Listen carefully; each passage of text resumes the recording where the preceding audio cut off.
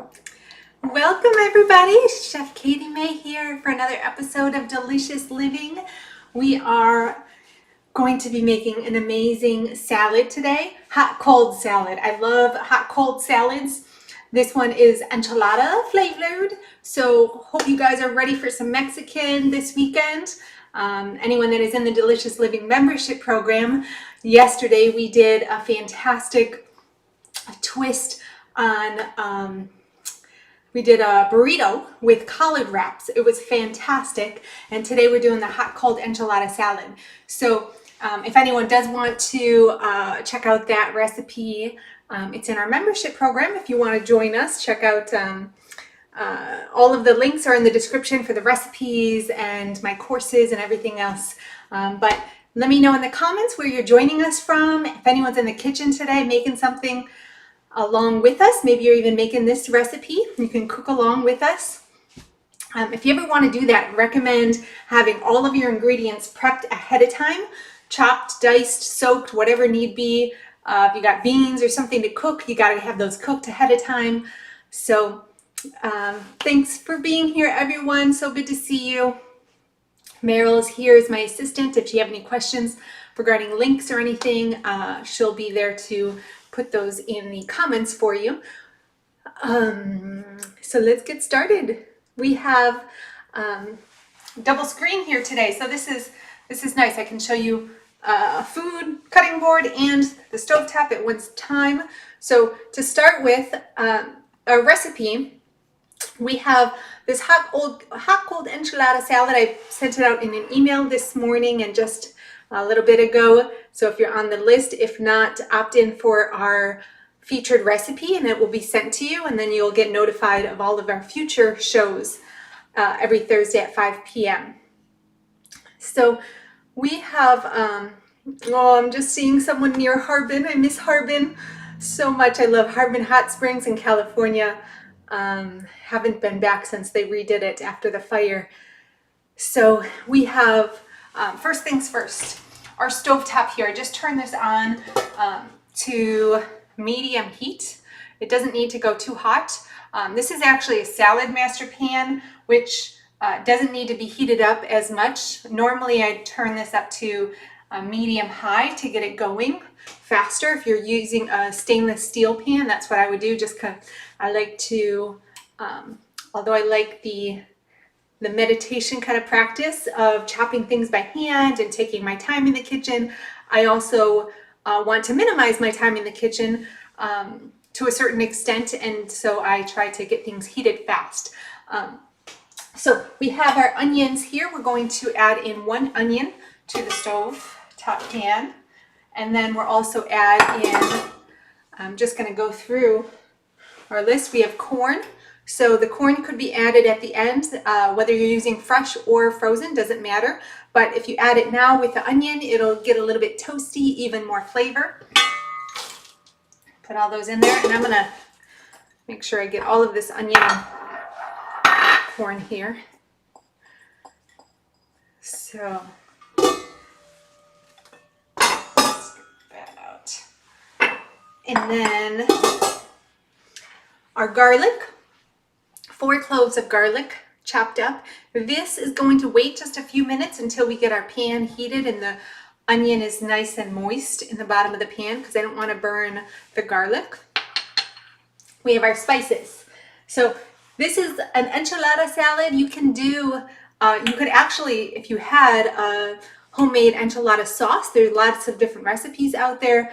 I'm thinking of a Dr. McDougall recipe off the top of my head, but if you have like an enchilada sauce that you want to use for whatever reason, just a favorite, you can use that, and you probably don't need to worry about extra spices.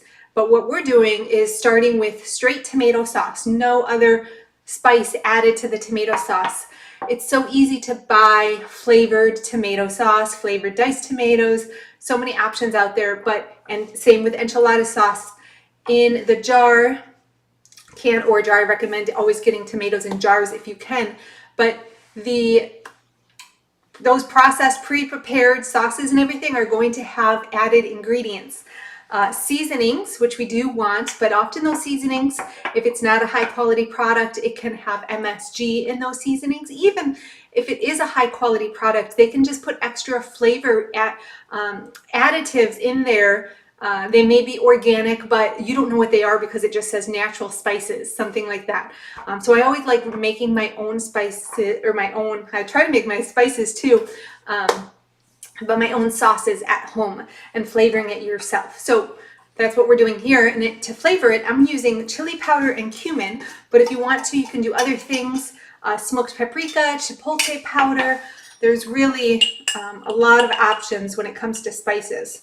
I was actually just visiting a couple months ago a friend in Santa Rosa, and she had a spice rack.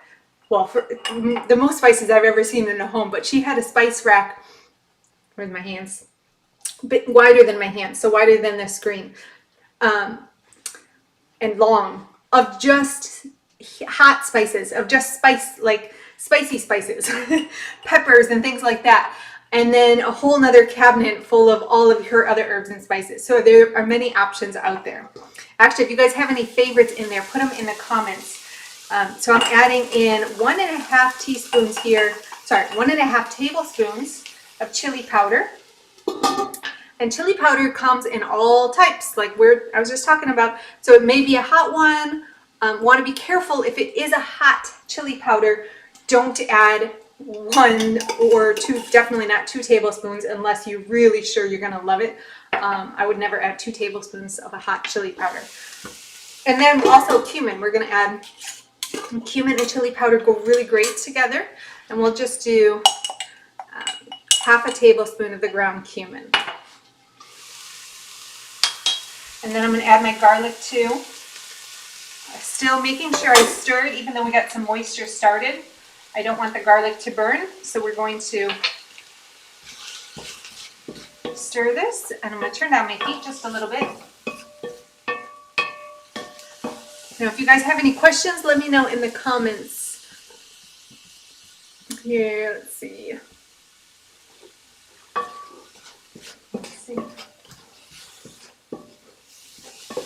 So adding your spices at the beginning before any liquid is going to get them nice and toasty, more flavor, more well-rounded flavor for the rest of the dish. And those spices actually balance out the acid in the tomato as well. So I'll put this.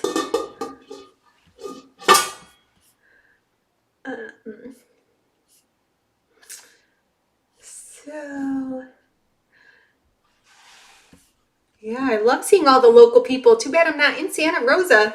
I'd have you guys over for dinner. Sumac, you know, that's still one I haven't experimented with much. I'm gonna have to do that. So, Jesse, you're saying that the sumac varies greatly from brand to brand. Since I'm not so familiar with it, if you have a suggestion on one that you like more than others, or they're just different, equally good, let us know. Okay, so next up we have our beans. Now, someone asked me about cooking, how to cook beans. The beans that I loved making fresh beans from scratch, okay? Canned beans I also have on hand, especially over the years of being plant-based. I had beans on hand because I was just, you know, always on the go, doing different things and traveling, and it was so nice to just be able to pull out a can of beans. But the flavor is so different for the cans, especially the bean that I noticed the most difference with is chickpeas. From canned chickpeas to fresh chickpeas, night and day. Okay, so if you can make fresh beans, highly recommend it, especially right now with the situation we're in. It's great to have a backup, like large amounts of your legumes and your grains if you're having grains too. So it's really easy to just pull those things out, soak them the night before, and get them cooking. So that is the ideal, to soak your beans ahead of time. It makes them more digestible, easier on your digestive system, and less discomfort if anyone is bothered by the legumes causing indigestion or anything like that. or gas, the soaking of the beans helps, but also adding in some kombu when you cook them. So kombu is a seaweed. This is actually dried kelp. Kombu is just dried kelp, and it looks like these are like string, long pieces of it. You can find it in sheets too, but a little bit of kombu added to your beans, and then you take it out once they're cooked. You add it while they're cooking, not just the soaking, not while they're soaking, but cooking. And when you take it out, it ends up, it's rehydrated, so it's a big piece of seaweed. And that is going to flavor your dish with more of a little bit fishy, but I wouldn't say fishy. I don't notice it in that way. Someone might pick up on it like that, but for the most part, it's just more savory. It's more umami. Umami is a savory deliciousness, meatiness. And so that's actually a really great way to add more savory to your beans or to stews. You can use the kombu in other ways as well. And the question here from Robin, do you have YouTube videos on how to cook beans? I've never cooked my own. No, that's why I'm talking about it right now. This would be a great, I should do another one just on how to cook beans. But if you are just getting started with this, and for beans or grains, all these kind of intro basics, staples that we need to know within the plant-based cuisine, then my course, Plant-Based Cooking 101, is the place to go, because it has 40 plus videos of me going over all the basics from a culinary standpoint, but also from a nutritional standpoint, and helping you to make decisions: calorie density, nutrient density, flavor, how to make the best flavors. So lots of good stuff there. Back to these beans though. I did a mixture. So today I want black beans and kidney beans, and you don't have to cook them separately. You can cook them together.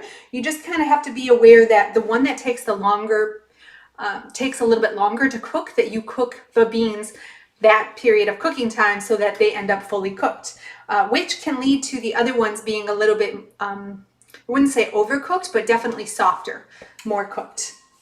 So if you can see here, I have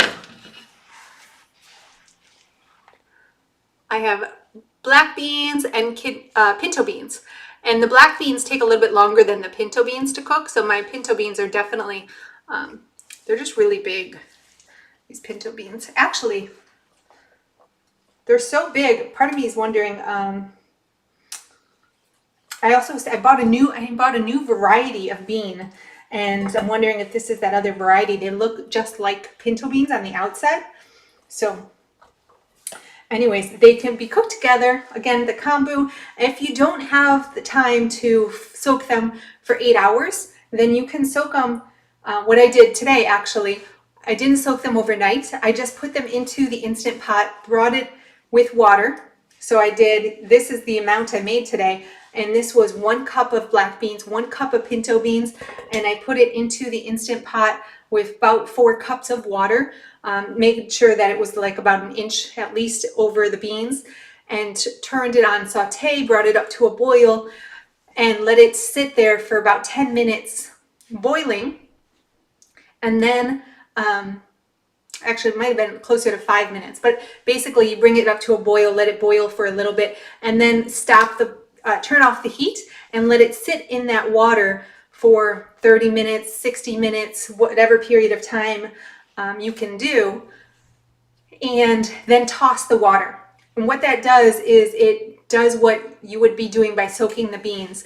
You're starting to infuse the beans with the water, and you're also bringing out some contaminants that make the beans harder to digest.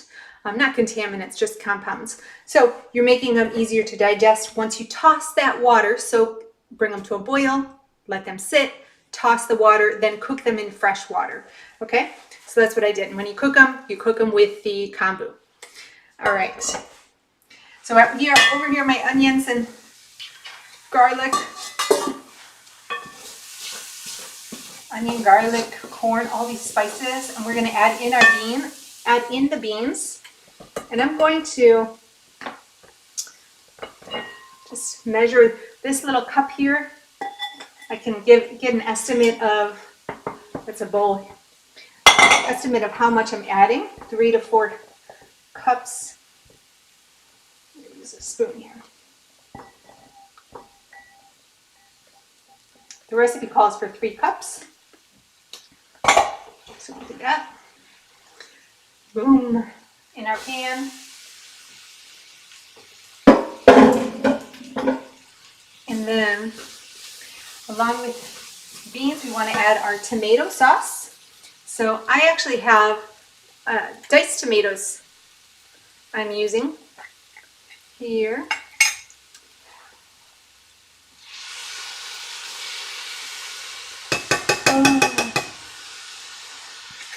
And I love making substitutions. If anyone knows me, I do it all the time. So follow my recipes. They work just as is. And I love showing you how you can make substitutions yourself in the kitchen. The recipes don't need to be followed word for word, you know, especially we're not baking. So it's really easy to get creative and use what we have on hand. All right.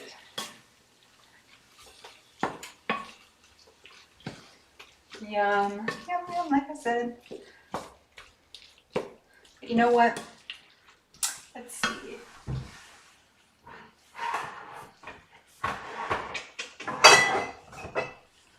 I am going to add a little bit of tomato sauce too. Okay? This is the enchilada salad, so we do want a little bit more of the sauciness. Okay. Any questions?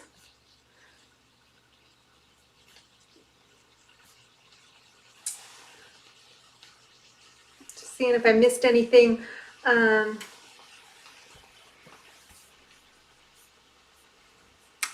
Good. Again, if you guys are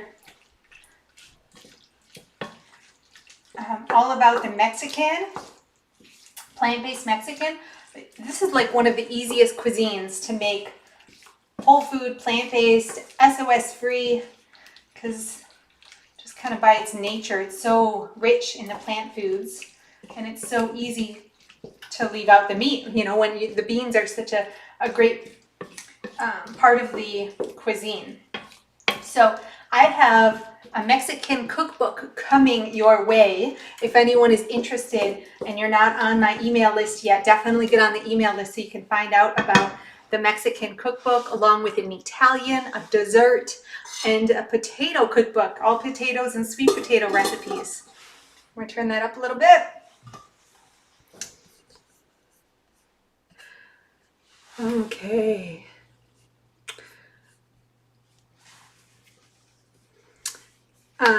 Yeah, do a whole class just on the beans. Fabian, you're also asking for that. So I will definitely put that on the list, and we'll do that.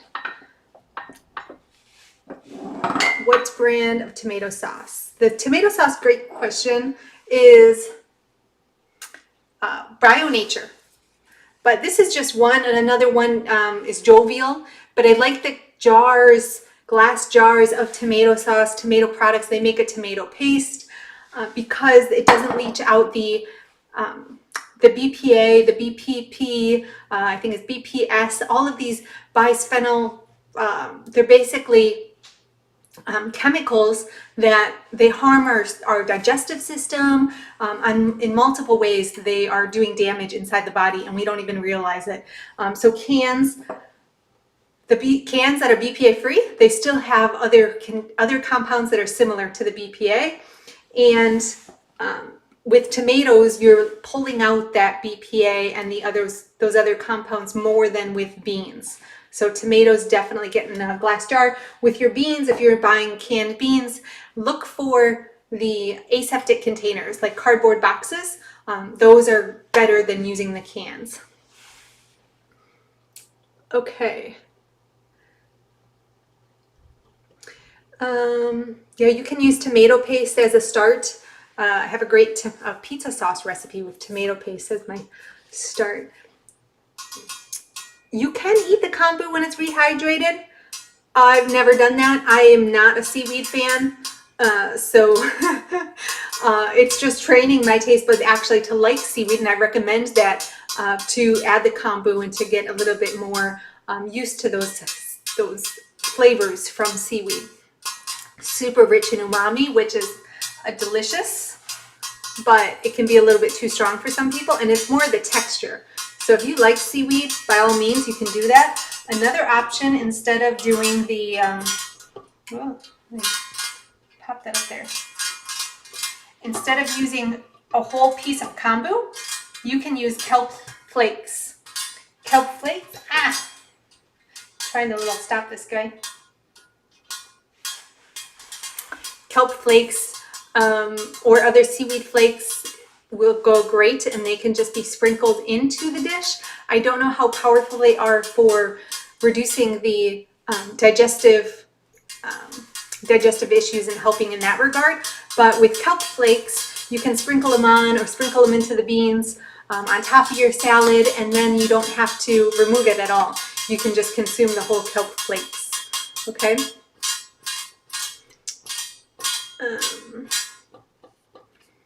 Yes. Corn. Yes, GMO corn. I did my thesis on GMOs. Still trying to get this guy. There we go. Okay. I did my thesis at Bastyr University on GMOs, and I asked the question of whether doctors and nurses and naturopaths, how much they knew about genetically modified food and what their opinion was. And what I found was really interesting. I found that the more the doctors knew about, let me turn that around.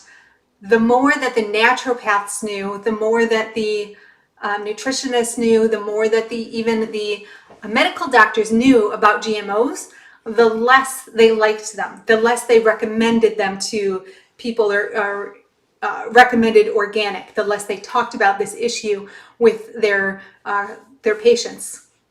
So the more educated a health professional was, the more they recommended against organics. And this was back in 2010. I also found that the people that recommended them, the people that disliked GMOs the most were the naturopaths, because the naturopaths are all about being more aligned with nature and not using chemicals and not using siding with the pharmaceutical company and backing their products. The next in line was nurses, and then doctors. So doctors were the most paid off by the pharmaceutical companies, and thus, so really interesting. And so back to the corn and soy and anything else of the other products that are often GMO, more than 90% of the corn is GMO. I recommend always getting organic. Never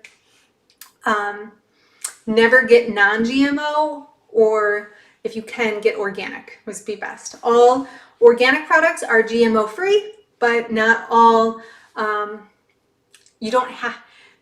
You can also just get with the GMO free, and it doesn't have to be organic.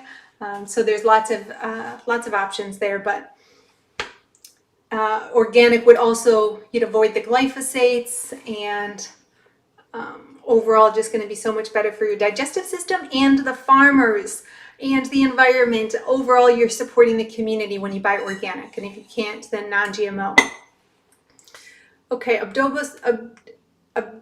always have trouble saying that. Adobo sauce is spiced tomato sauce with chipotle peppers. They are, and that's a great sauce too. So flavorful, but I find that it either has salt or oil, or both in the adobo sauce. So I'd like to figure out making my own adobo sauce. Okay, so I also have a fresh tomato here. I added the diced tomatoes from the can, but usually I use the fresh tomato, and I forgot about that. So let's take a look at our dish here. All right, now I'm going to remove the lid and let it cook the water, let the water cook out. So I thicken it up a little bit. Yum. And then we have our greens. So I've got some lettuce here. By the way, this is my favorite way to store greens. I don't have the base. Usually there's a plastic base around this, but this is the insert for the OXO Keeper, Produce Keeper, OXO's Produce Keeper. And it's so great because if this one didn't have the edge around the base container, but usually if it's in that base container, it's keeping it all enclosed, but it also allowing the air to circulate. So those are great, and they have a couple different sizes of those. Put that aside. And I'm just going to chop up my lettuce here. There we go.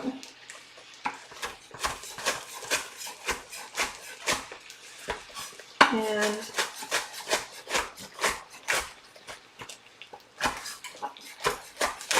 when I rinse greens, romaine specifically, I rinse it on around the outside, and I try to, check on the outer leaves to see if there's any dirt inside here, and then I'll pull those off if there is. And this one's kind of wet and wilting, but I don't usually separate it all and then rinse them because they tend to be clean when I get them from the store. If I get them from the farmer's market or the farm stand, where I'll be heading Saturday, then I may need to actually separate all of these because they can get a little bit dirtier. All right, so I'm going to put these all, not all of it, some of this in a bowl here, big bowl for us. Now this is a salad. So you want a salad bowl because it's going to be kind of messy. Salads, for me, salads on a little plate, very difficult to eat because the salad is so big, and if it's just on the plate, then it's going off the sides, right? So having a bowl like this is ideal. Lots of greens there at the bottom, and then we're going to add in our mixture here, but we want to just keep stirring this. Stick it on the bottom because I have the heat higher, but trying to reduce the water here. Okay, I'm going to turn it off. Questions? The lettuce seems to last longer in these containers, not when I don't have the bottom to it. I'm actually using the bottom for my carrots at the moment, and I knew I was going to use this lettuce right away. But yes, the lettuce, I put my collards in here, my kale, spinach, any greens, and if I have extra, if I'm having some of these, and they don't have greens in them yet, but I have other produce to store in there, then I'll do that. They have a little container, works fantastic for blueberries and strawberries. Really a great product. If anyone knows of other products like this, a different company that has something like this, please let us know in the comments, because I'd love to find some other options for people, because sometimes those are more expensive or they're out of the different sizes that you want. Okay. So what else? Okay, looks good there. Our avocado. This avocado is an option. Actually, I don't even have avocado in my recipe, but I have it here, so I'm going to use it. And we're going to use this one. Just open it up, and I slice the avocado around the seed, right? But for the most part, I eat maybe a fourth or a third of an avocado at a time, and so I actually cut it off to one side, not down the center. Just a little tip, that way more of the avocado stays covered. Okay, and then I'll just use this little bit We can slice this.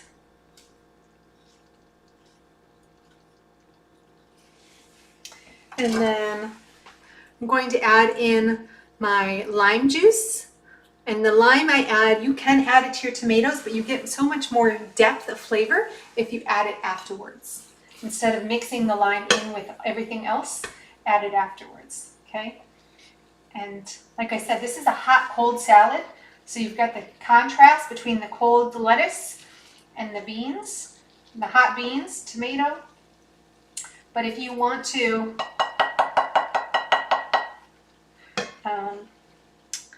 you can chill the beans and make this a totally cold salad, or just let it go to room temp if you'd rather not have it hot here. And I'm going to chop a little bit of this tomato too, because I like adding the tomato, diced tomato, so you get a little bit more of that cold contrast on top of the salad. I'll put that aside.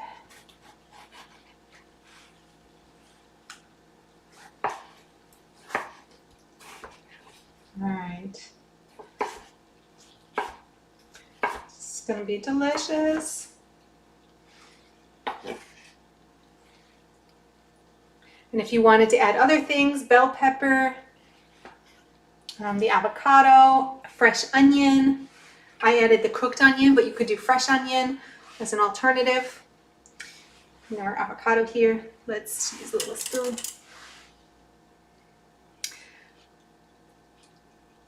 Tupperware makes some vegetable and fruit containers. Do they have the mesh inside them? That's what I'm looking for. It's great to know other companies that work well, but I'd love to know some with the mesh. Okay, so we'll just kind of spread our avocado on top. And then I don't have a fresh lime. I'm going to use a little bit of lime juice. Fresh lime and lemon is always best, but trying to keep everything on hand and stock up as much as I can. I've been having a little, I don't want to over pour this though, so what I'm going to do is pour a little bit of lime juice, what I want in here, to a little bowl, and then I can just put it right over the dish. Okay. And if you want a little bit of fresh black pepper, or better yet, for this dish, I'm going to do just a little smoked paprika. Like that. Any questions before we conclude tonight's session? We'll see you back for, I think we're doing a Thai coconut curry. An amazing Thai curry tomorrow night. Not tomorrow night, next Thursday we'll be back. Same time, same place. So this is our little smoked paprika here on top. Progressive is another company with similar storage units. Thanks, Andrea. And hope you guys get a chance to make this tonight. If not tonight, this weekend. Definitely scrumptious. You can make this ahead of time too. Like I mentioned, you can make the beans and then cool them. Cool that mixture, and then you can always reheat it as well. But don't mix the bean hot mixture with your cold salad and then store it. Definitely keep those two things separate until you're ready to eat. Sounds obvious, but you'll regret it. Okay, so this is something you want to make individual servings of. You don't make a big salad bowl for the family and pour all of this on top. Do individual servings for each person. That way you won't have any leftover wilted greens. Okay. All right, I'll see you guys next week. Have a delicious weekend. Nourish yourself with all these fresh, glorious plant foods, and make your life delicious. Okay, take care, everyone. Bye.